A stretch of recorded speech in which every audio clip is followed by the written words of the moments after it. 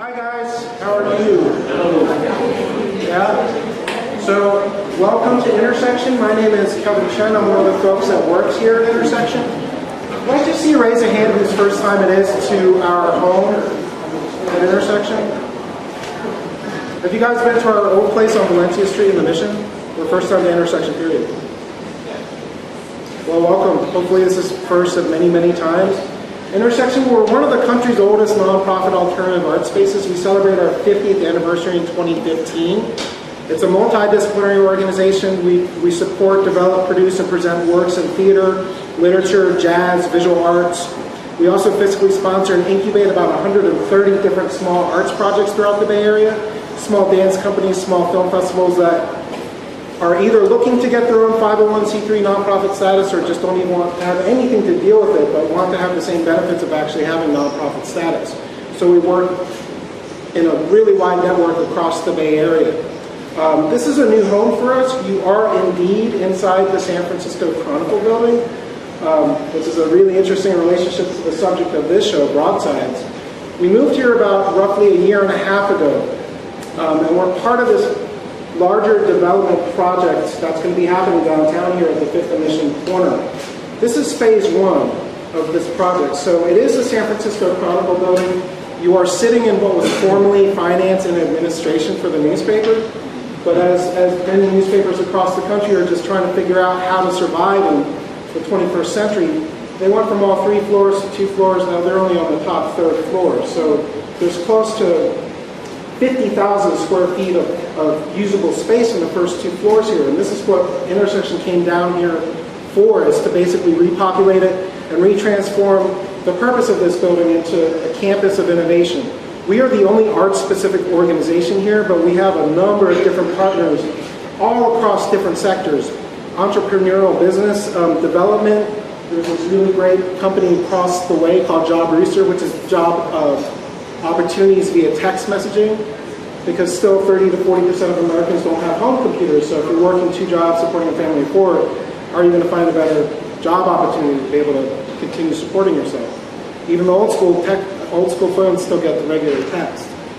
Tech Shop is here, San Francisco Digital Film School, and one of our primary partners is this group called The Hub, which is an international network of co-location office spaces for small startup businesses, both for-profit and non-profit, that are based in a socially responsible ethic. And it's been a really crazy ride for us so far, and we're still settling.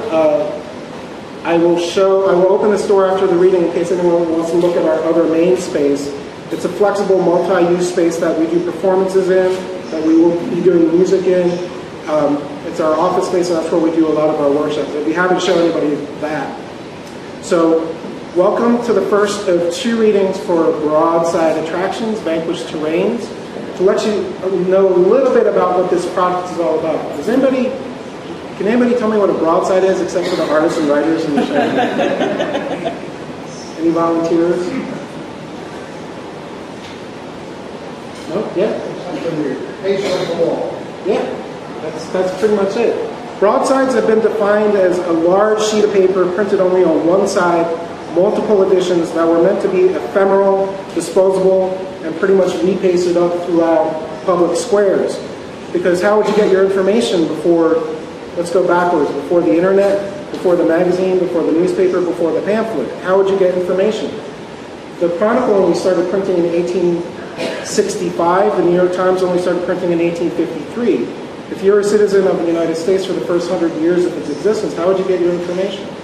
So Broadsides, the best way I can describe it as well is like the Billy the Kid Most Wanted posters. Those are broadsides.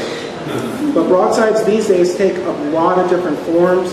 In some ways, these are kind of considered broadsides now. They deliver information and news pretty much one-sided for now until they go holographic. And so it's kind of a harken back to that era of how we basically communicate as a society. I talked about this at the opening, which I find a fascinating story. The literary community and the Broadsides community don't even call it the Declaration of Independence. They call it the Dunlap Broadside. Because on July 4th, 1776, this printer in Philadelphia, Pennsylvania, printed 200 copies of the Declaration of Independence. set aside about a dozen or so for the founding fathers to sign, but then we pasted up throughout Philadelphia, the other 190 or so. Because if you were living in Philadelphia, how would you know that you're not a citizen of the Queen, but now you're a citizen of this new thing called the United States of America? You go out in the street and you would see this broadside, this proclamation just pretty much we pasted out on the street. There's one seat way up here if you guys want to come. Should go down and sit on more chairs. I'm out of chairs. We have like 2 different ones today. Or you can sit on it. So that's the whole basis for this project. 12 artists, 12 writers. This is a project curated by Law Lynn, who's right there. And Megan Wilson, who's not here. This is Jim Kine. And this is a combination of a Tutor Project involving 12 writers and 12 visual artists. Just to give you a sense of what the process has been like, because I think it really illuminates and informs what you're seeing in the gallery space. It's basically a 2-part project. We paired up artists with writers, and their first task was to actually produce a traditional broadside.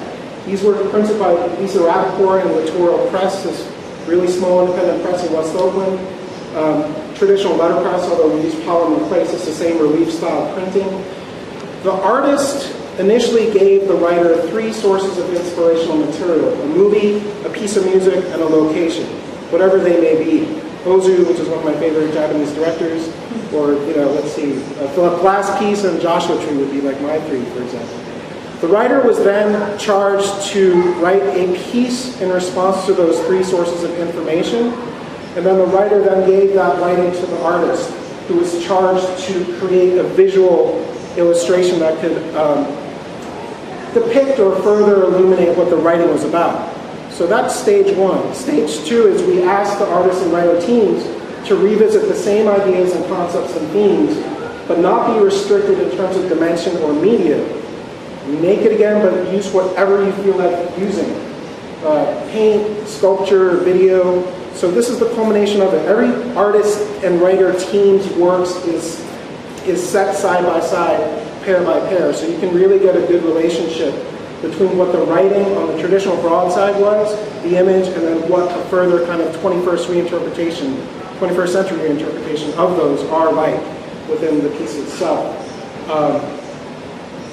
Yeah, that's pretty much it.